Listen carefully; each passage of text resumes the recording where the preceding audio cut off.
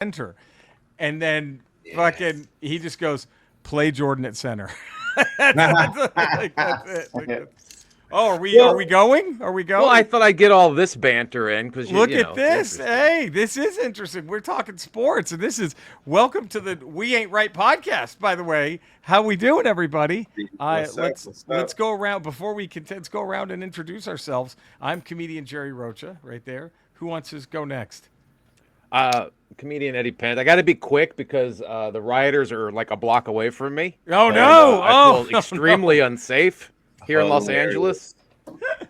It's just a war zone. So It is. if it cuts out at any time during the broadcast, just know I've been taken over by rioters. We are all in the greater Okay. Los Angeles area, so just know how we are just through a hellscape we're recording.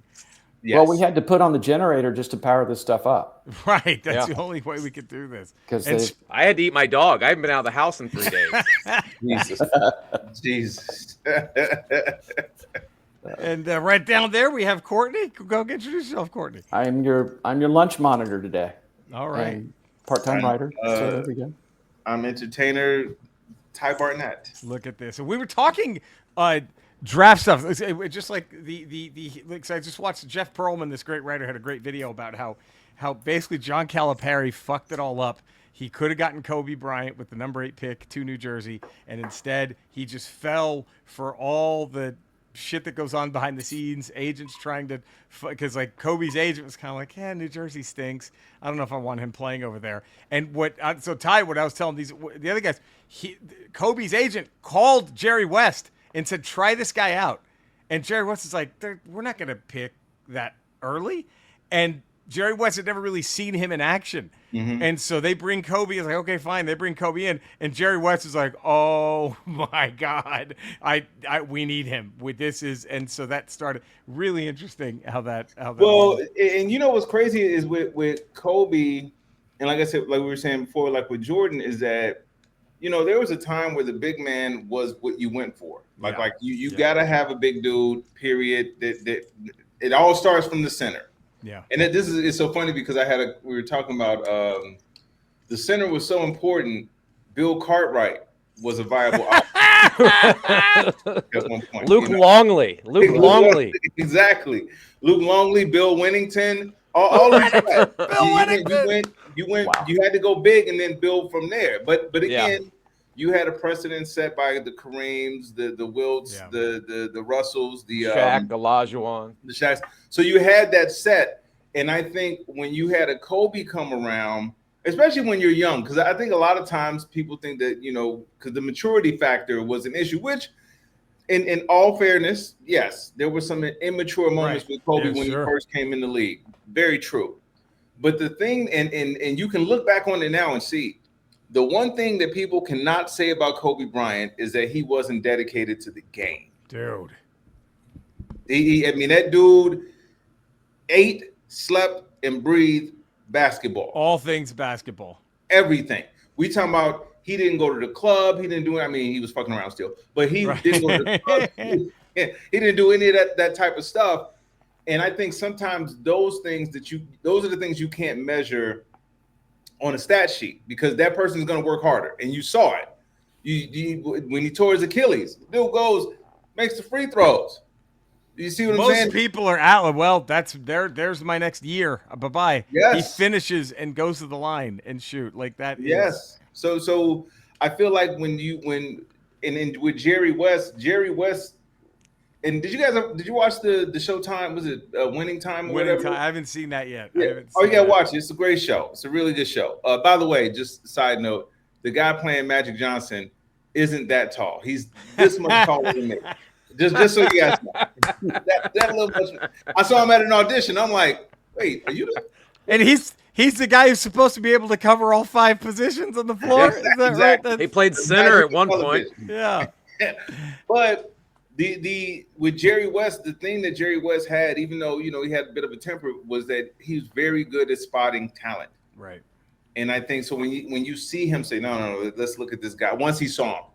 So yeah, it makes sense. He was like, we got to bring it. We're getting. He was like, and then West became laser focused. I'm gonna come. He actually offered Vlade to New Jersey right then and there, And New Jersey's like, no. We already have the great Sean Bradley. See, that's another one. That's another. 7-6. 7-6. Dallas Maverick legend, regrettably. That's it. Sean Bradley. We have him. We don't need it was fucking it's really, but actually the guy Jeff Pearlman who did that video, he wrote the book that they based the Laker TV, that Winning Time show that's on. right. Yeah. That's right. I remember so seeing he has this great little web series now where he's talked some great stories about Bo Jackson, and it's been really, and how Trump single-handedly ruined the USFL, and he actually wrote a book about that too called Football for a Buck, and it's all about how Trump just single-handedly destroyed the USFL, which is it's weird that he destroys things. What evidence do we have? That? We could have had football You see year an round. interview with you see an interview with Stephen A. Smith on the Daily Show, No. where he was talking about how he had known Trump before he ran for president. This was 2014, and Trump was trying to buy the Buffalo Bills at the time. Oh God. 2014, and the Buffalo Like Bills, that team's had enough misery. Like that team's been through Right? enough misery. Jesus. So they were like, I think it was like 1.4 billion is what they were worth, and he had 1.1. And so it wasn't enough to buy them. And he had told Stephen A. Smith, if these guys screw me over, I'm going to get all of them back. I'm going to run for president. Yeah. That's what he told Stephen A. Smith in 2014. Yeah. And but you know what, and this is what I mean by like the parallels of sports versus where we are as a society and how we look at certain things. Because if you went into a room and you say, well, a barbershop, and you say, well, Kobe is better than Jordan or better than LeBron, whatever. If you said that, the first thing people would do is ask you for reasons. Stats. Always. Every single time. Give me the reasons. And then you would say, well, Jordan averaged 30 points a game, and Kobe has this, and Jordan has this, and LeBron has that. You would give them numbers. Yes, absolutely. For some reason, with society, we don't do that when it comes to more important shit. Like when it comes to politics. It's like, well, this guy is great. Why? Show the stat sheet. Give us the stat sheet. Exactly. Give us the fucking. Give us a scouting report. Give us a stat sheet. Give us something. It's because I think in sports we all inhabit the same reality. We all inhabit the same reality. We watch our league. We cheer for our teams. We live in the same reality. We argue about it, but we have the same reality. Mm-hmm. Politics has become two separate realities, where you only see your guy on your team and he's the greatest and no one compares to it. There's just it's just a divide between the realities. I think there's three separate realities, because there's the reality where nobody pays any attention.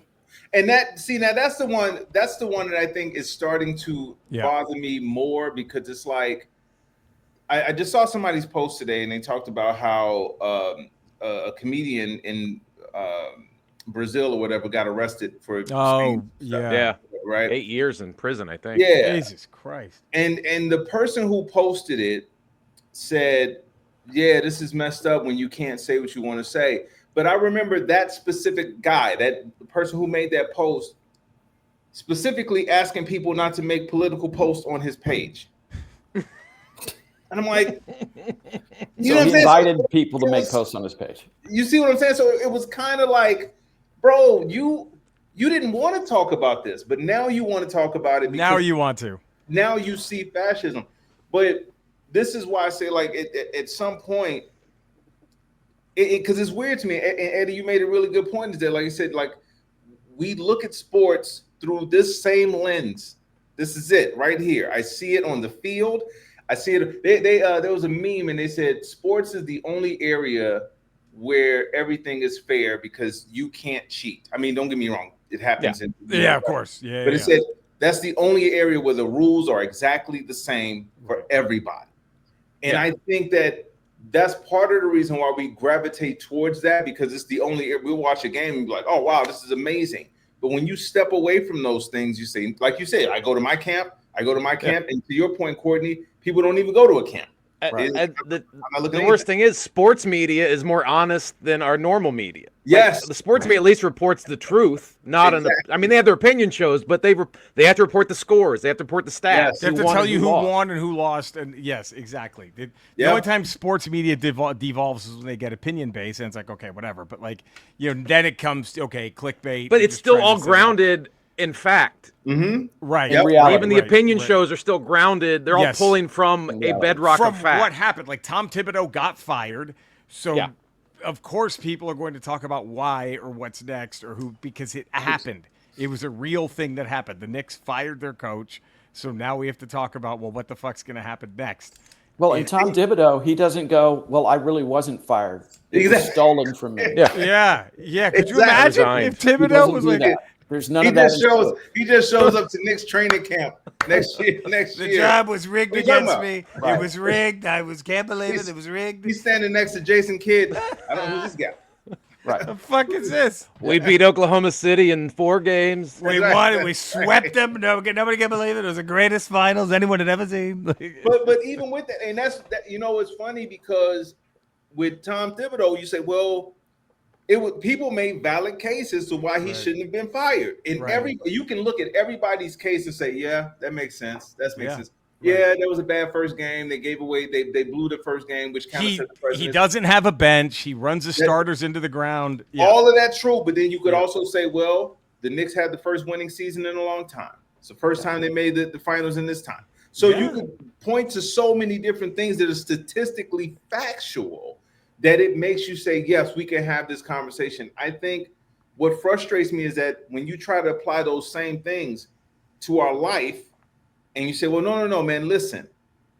These people right here are not criminals. So you don't need to round them up. Well, they didn't go through the due process.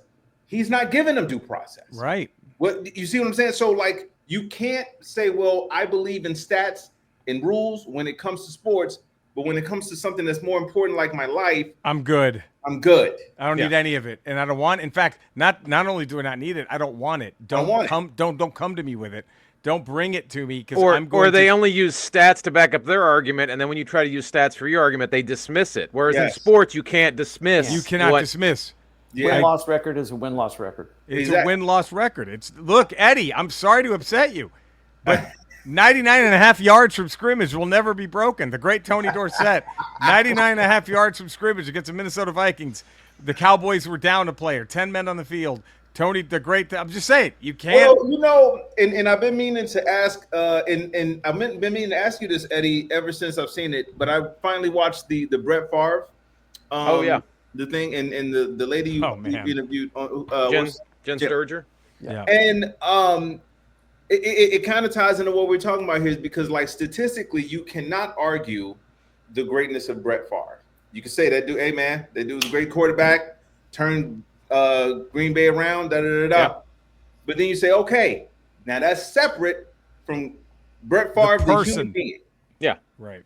And when people, it was one part of the documentary where the guy says, yeah, man, the last straw for me was when he went to the was the last team he went to? The Vikings. The last straw for me was when he went to the Vikings. And I'm like, wait. Wasn't sending the dick pics that did it? Wasn't cheating on his wife with cancer. It was none of that stuff. All the times it was. I can't believe it. That is the hardest thing about being a sports fan is you're swimming in an ocean of stupidity. Yeah. But I still have to do it. Like I still love it so much. I enjoy it. I love talking about the game, but you just also realize this is so dumb. And to that delusion, maybe I took this last time, but I remember one year I was working a gig in El Paso, and after the gig, there's a dude with a DeMarcus Ware jersey on, okay? and when Ware was still a Cowboy.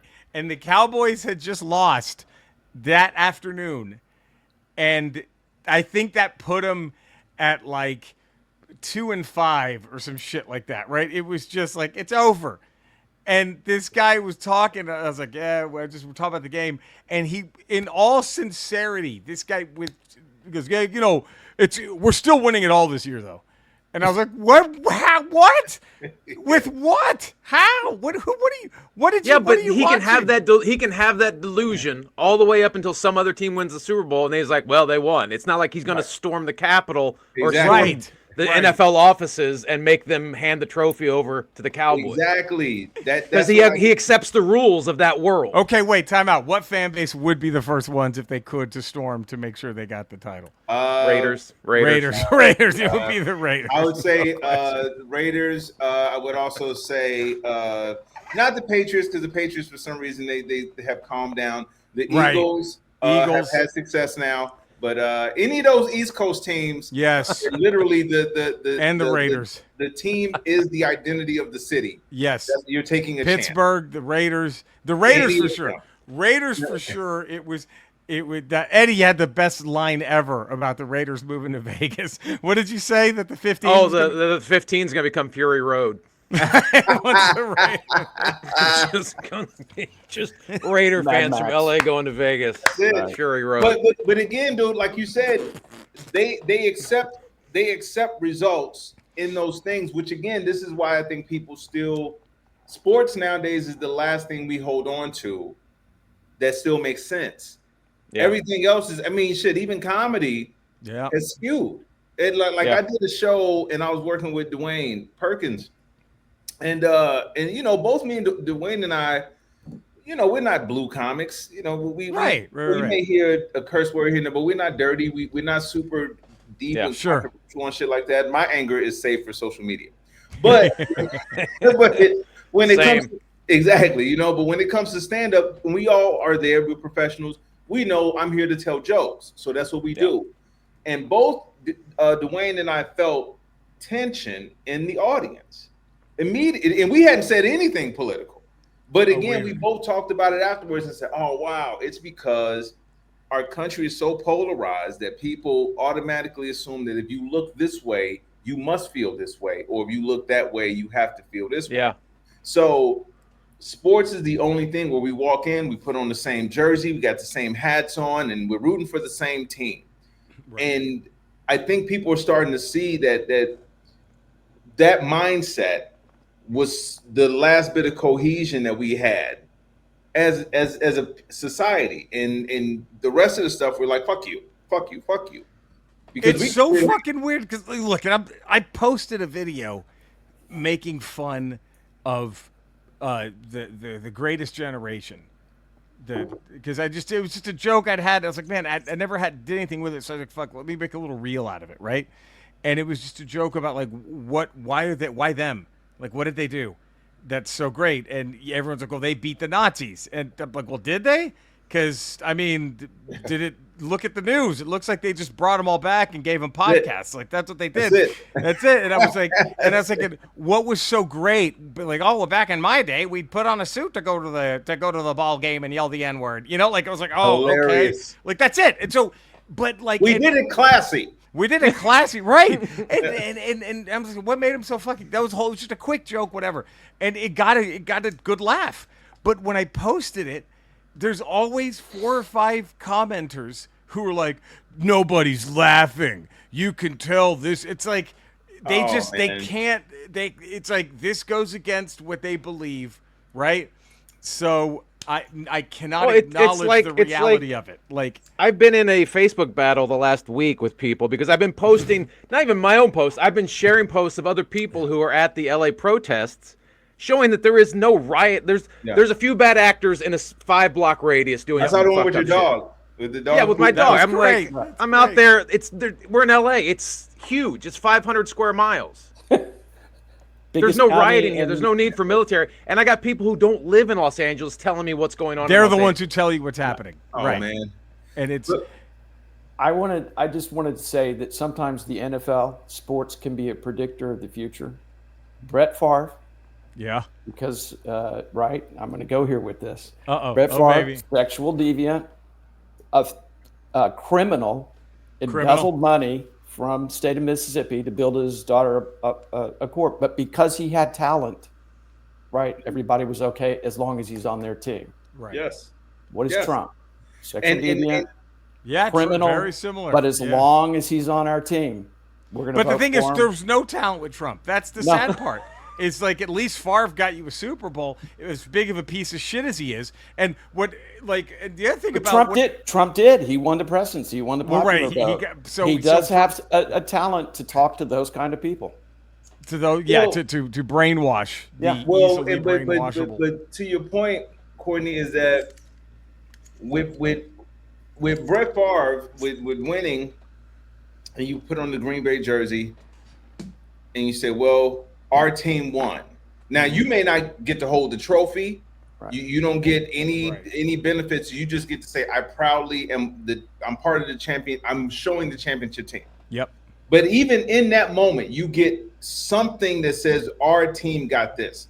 Right. With this guy, he has only one team, and it includes him, Putin, Musk, and the rich people.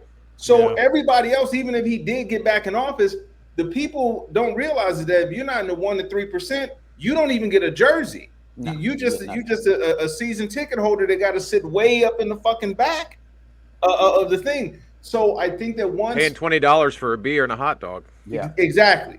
Yeah. So what I think when we have to start taking that team mentality out of it, because again, the only people right now that are flourishing are rich white people. That's it. Period. Yep. Even poor white people or even middle class are going to have a hard time with what's going on now.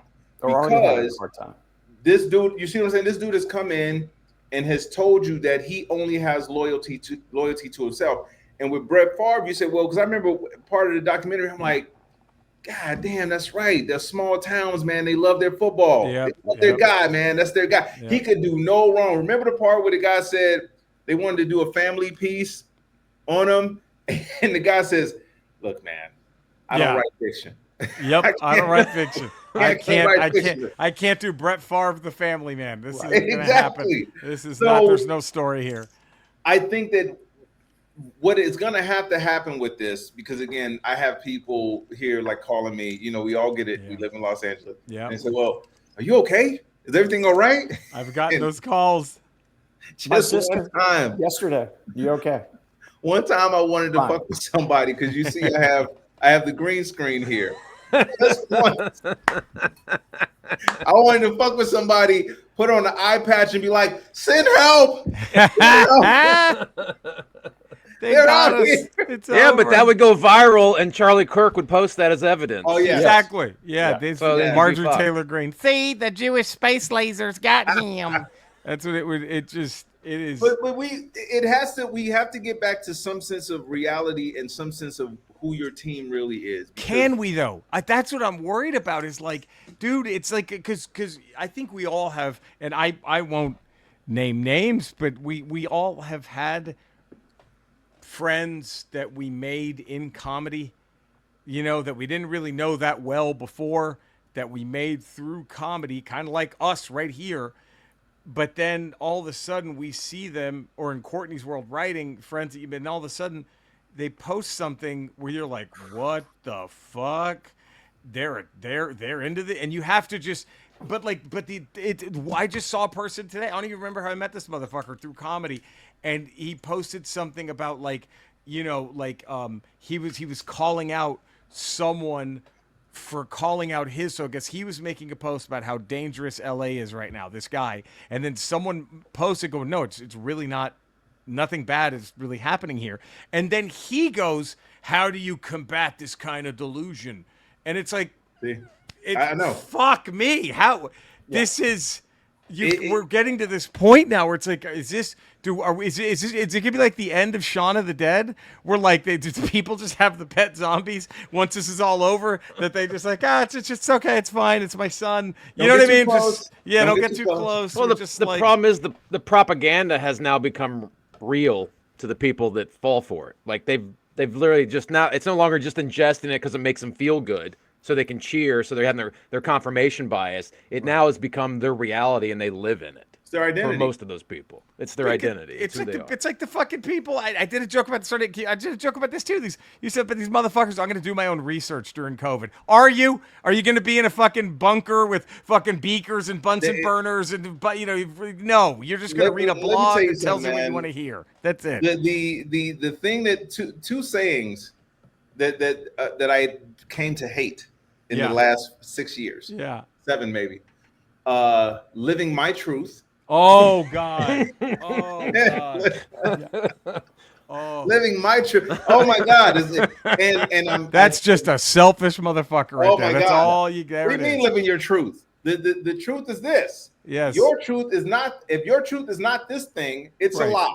So does Jeffrey Dahmer get a pass because he was living his truth? Like what the fuck? It tastes like tacos to me. It tastes like tacos to me. I don't know what you're telling me. I know. Yes, it's a human brain. Yes, it's a human brain. Okay, but it tastes like tacos to me. And the other one was doing my research.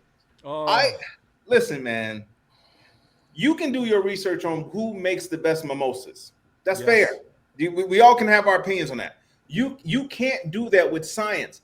I remember going and getting dental work done. I had to get a cleaning, and I had to get a crown or something. I had to get a crown. And so the tech, not even the dentist, is working on me, telling me stuff about, okay, you got to brush and do all this stuff. And they're applying all that stuff. Right. And the whole time I'm sitting there thinking, I could not watch enough YouTube videos to do this. Know what she knows without hurting this person. It would take 10. You would have to. It would be like 10 years. Clockwork Orange. You sew your eyes open and you just sit there and like with a notepad. There's no way. Like you said, we can all do research on mimosas because we all know about champagne and orange juice. Like it's just the different mixture is the research. But here, but when it comes to science and chemicals and vaccine, like you to another point, possibly to take it even further, I could do a research on how mimosas taste. I wouldn't be that good on. I don't know how the fuck to make champagne. I didn't. How the hell do I make orange juice? Exactly. Like it's the arrogance of like, you just want to hear what you want to hear, so you're gonna pretend that all this reality doesn't fucking exist. And it, like you said, it reminds me. I forgot what comic it was. He passed away. I believe it was Richard Jenny, I think, who had this great bit about my buddy who's going to Vegas, and he's like, no, my uncle and I, we got a plan. We figured out, and he goes, that's right. This institution that's been taking billions of dollars from people for decades, but you and your uncle are, you got him. You got him. What it's made people do is to come back to even the sports is the armchair quarterback. And again, you can watch the game recap Monday. Yep. And say, oh man, you know what? I would have done this, or they should have made this play. Yes. They should have. Even that's more acceptable because you can say, okay, I can see why you would run that play. I can see why you would do that. But you can't sit here and say, okay, this person went to school, they went to grad school, they did research, they worked in this field, they did all of this stuff, but you know more than them now because you saw somebody post something from somewhere else. Yes. Once we started accepting that as a thing, that was the slippery slope that everyone says we got to avoid the slippery slope. That was the slippery slope because you can't look at this through a lens and say, well, I know as much as a doctor, as a lawyer, as a phlebotomist, all of these people that literally have degrees. But let me tell you, because you said something, Courtney, that here's where that guy is good. If I had to give him credit for anything, he's good at making dumb people feel smart. Yes. Oh, there it is. He's very good at making idiots feel like scholars. Yep. And those scholars, for some reason, have gotten louder.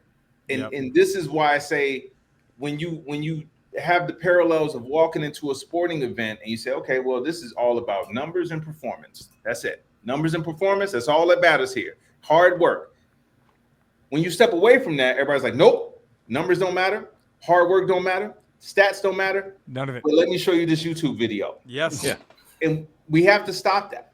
We have to stop. It's how it makes you feel, and it's how he makes them feel, and it's weird because that whole side is all about the other side gets lost in their feelings when that whole side is It's born all feelings, just all feelings from feelings. It's all feelings. It's they love him because There's nothing else there but feelings. I can't wait to say a chick is too ugly to rape. You know, like if he gets to say, why can't I say? Yeah, that's right. That's all it is. They love that. Well, they want that. It's like if people like, if they found an N-word tape with Trump, it would ruin him. Not with that crowd. Oh, They'd be no. like, there he goes. See, I did a video. He did it. I did a video a while back where I said, "Why don't you guys just embrace the racism?" Right. Have you tried it? Have you tried just saying, I'm a racist, man. I'm a racist. And I don't give a fuck what he does. I just care about the racism. And I said, right. Nowadays, you would have people that would be on your side. But what I think these people are not understanding is that the only side at the end of the day, yes, racism is a big deal. Misogyny is a big deal. Yeah. At the end of the day, it really comes down to these people wanting people to work for them. So if you're not in the 1 to 3%, it doesn't matter what color you are. These federal workers found it out. These union workers found that out. These veterans found it out. All of these poor middle class, fucking Arkansas found it out when you got no relief funds. North Carolina found it out. All of these people found out, oh shit, the only thing that matters to them is green. That's it. They don't care. At all. I mean, that's why like when I'm looking at these raids happening, and I'm like, man, so you telling me you did not see that the guy who ran off of mass deportation and is supported by all the hate groups would be doing this? You didn't see. This took you off guard? He ran on terrorists too. This and everybody's surprised like, you? what? What's he doing? He ran on it. This is exactly what he said he would do. So something tells me the disconnect that people have when it comes to reality versus sports. Because again, we can have a ton of conversations about why Kobe Bryant should be considered. By the way, just quick side note, I've always said where the only person close to Jordan when it comes to mentality is Kobe. That's it. The only person. I'm with you. I agree 1,000%. The LeBron ain't there. No. Shaq ain't there. It's on because Kobe was the only person that came into the league believing that he's better than Jordan. Everybody else worked towards it, and I think it just got confirmed.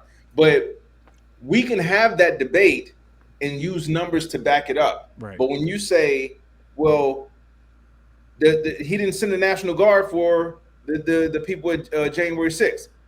Somebody said, and I still can't believe that they said this and read it and typed it and hit send. It made it public. It made it public. It said that was Nancy Pelosi's job. Oh, geez, there we go. Here we go. I said, what? But all it takes is for Trump to say that, and then it's gospel to those. You know, this was Nancy Pelosi's job, job, but Nancy Pelosi done her job. None of this would be happening. And all I did was Google. And here's, and I hate to admit this. Right. Is that sometimes they say it with such confidence that I have to check it out really just quick. To make sure. Yes. Just to make sure.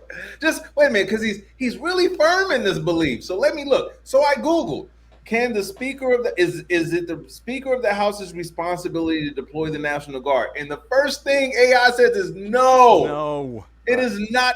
And so I send this to them and I said, here's your proof. Here's the proof. And that person doubles down on it. Oh. It's mind-boggling to me. But if I told that same person, Brett Favre has never played for the Green Bay Packers.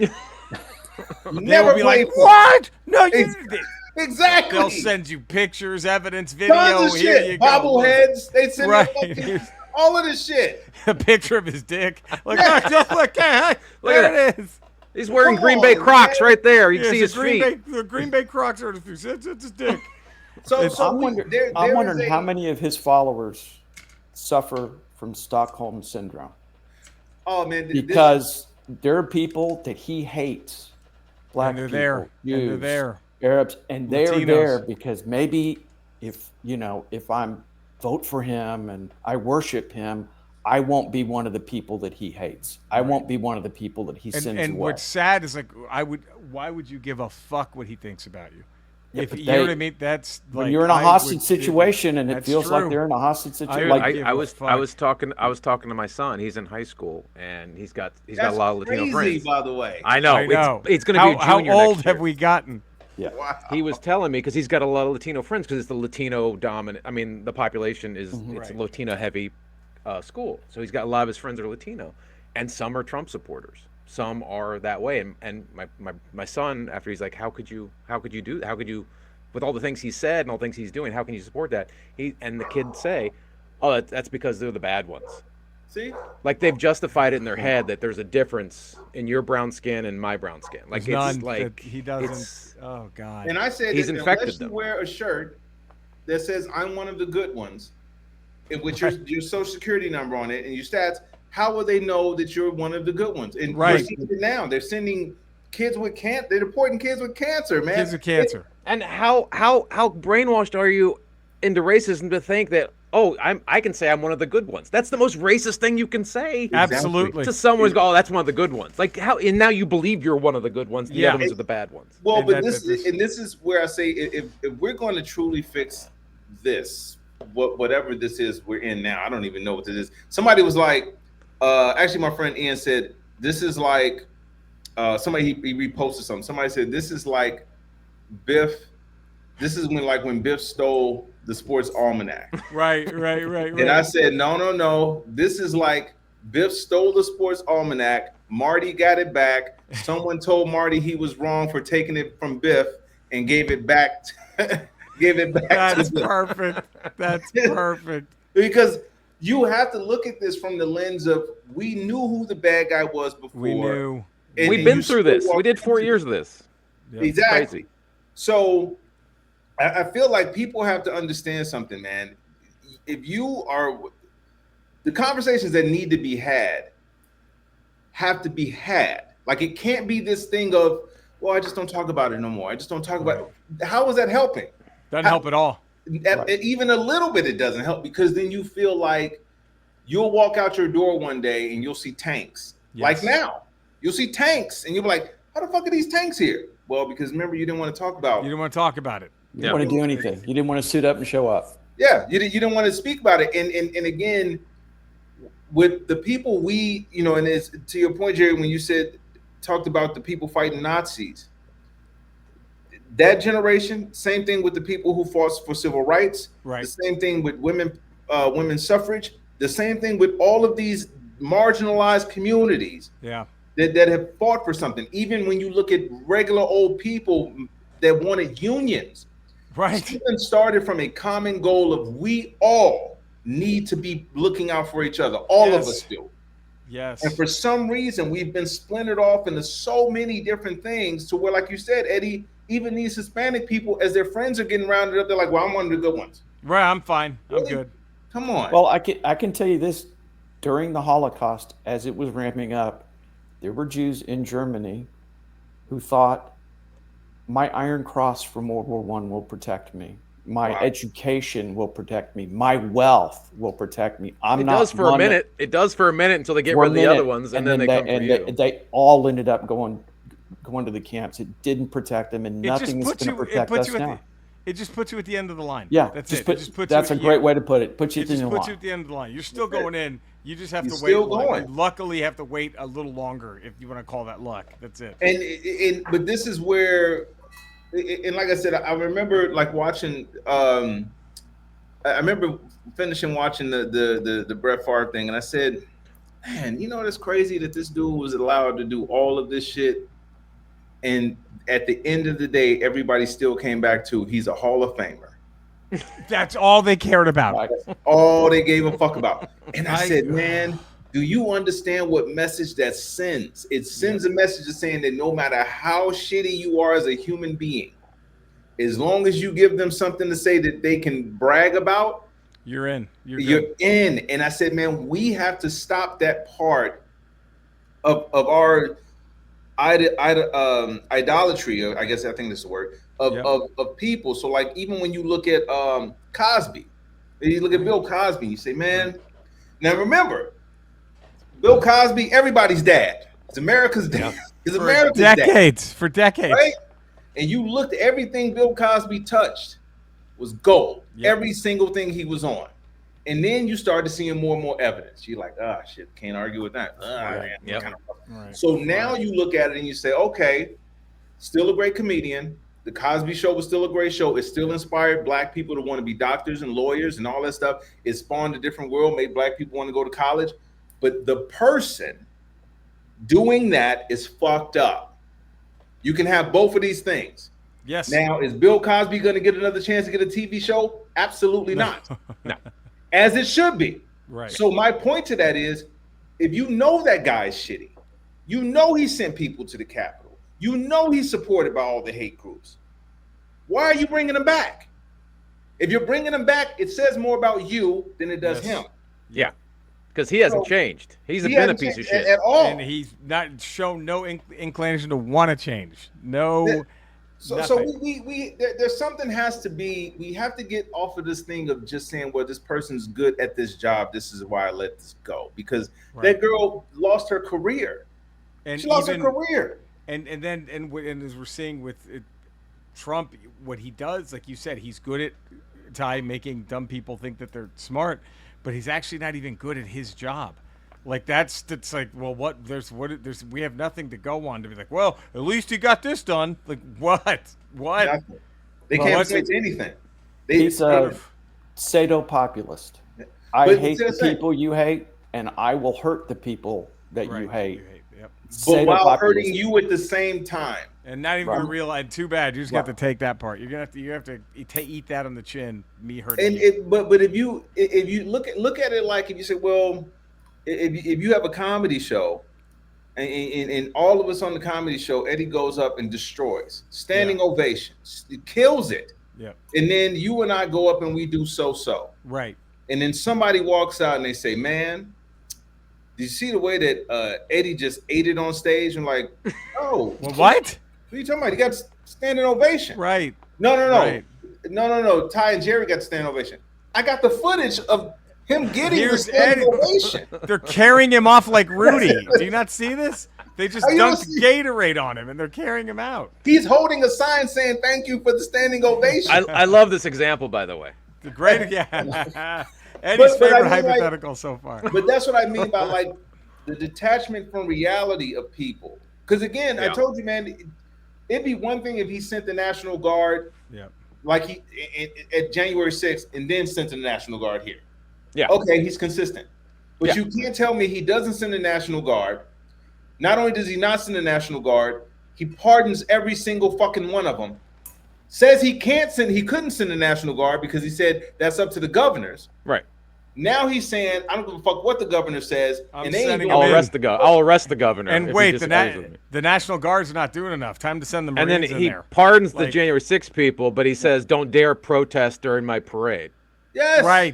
Right. His stupid. You see what I'm saying? So we walked into this eyes wide open, and what's scary about it is, and I told you, man, living in California is different. We do live in a bubble, but I don't know how it is for the rest of y'all, but I don't think about traveling to other places the same way as I used to. Like I'm the same way. I'm not going and trying to do a show in Alabama or Texas or Mississippi. I'm not trying to do it because I see we're surrounded by people that we can't trust.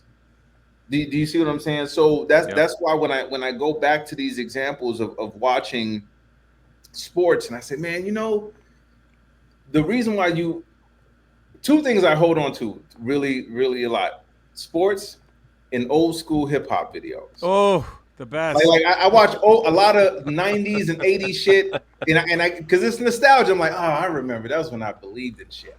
I love it. Yes.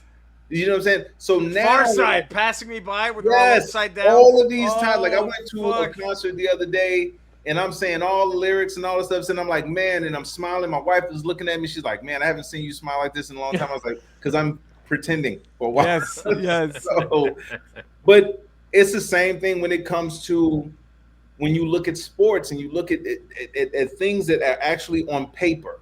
Right. And like you said, to go back to Kobe, you said, well, some people didn't want Kobe signed. They thought he was too immature. Right. They didn't think he was ready.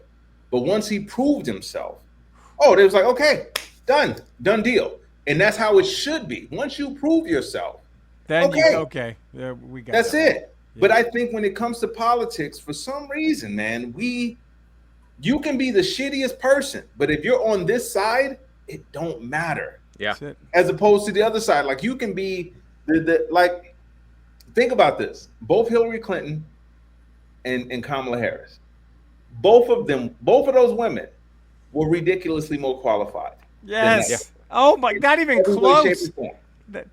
Every way, shape, or form. Yet and still, and this, I blame a lot of men for this too. They were like, "Well, I'm not sure if she's qualified." The other guy's a game show host. That's it. Yeah. When I first found out I had cancer, if I was going to meet with someone, a doctor with Hillary Clinton's credentials, or a doctor with Kamala Harris's credentials, or fucking Trump to help me beat cancer. Hello, Hillary. Hello, Kamala. Yes. And yes, you too. Thank you. This guy can go fuck off. Okay, let me ask you guys this. Go ahead. I'm sorry, Courtney. No, that's cool. And Jerry, I'm not going there, but you're going to think I'm going there. I remember watching the movie Major League. Oh yeah. Yep. She gets she wants to move the team, right? So she gets a bunch of idiots, has-beens, never will be's to be on the team.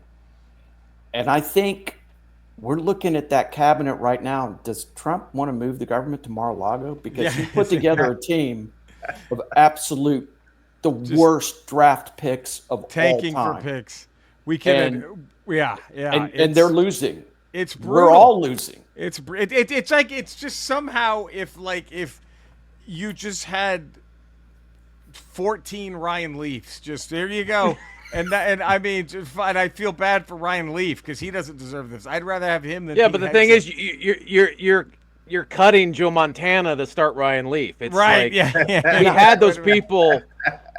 We had those people there. You're cutting Warren Moon to start Jamarcus Russell. Like, what are you doing? Yeah. Brutal. And I think that's the problem is when you're getting rid of real talented people to bring in people that aren't as, because again, you say, well, and I told you, because I know people who voted for him in 2016 and some have apologized like, man, I didn't know it was going to be this bad. Right. But when you look at now and you say, okay, we know his job performance. We've seen it. We've seen what he did when he was in. So you can't say we don't know what he would do. We've seen it. And he told you how much worse he was going to make it. So this was the easiest test to pass, and we still failed it. Because if you look at the qualifications for both of those women, and I remember I was at the Comedy Magic Club. I was just kind of watching the debate with Hillary and him. And I remember sitting in the green room, and I was like, she knows exactly what the fuck she's talking about. But I said, I guarantee you somebody's going to pick apart what she's saying. Yes. And I knew it. I said, she sounds competent, she sounds confident, and she sounds qualified. That right there is going to be a problem. Because again, now we have to look at ourselves and say, okay, well, what do we want? Do we want the qualified person or do we want the person? Because I don't want a beer with my president. I don't want to have a beer. Fuck that. I need you leading. I don't need you drinking with me. Right. I need to know that you know what you're doing. So with Kamala Harris, and you say, well, okay, we should have learned from Hillary, but instead we still chose the buffoon.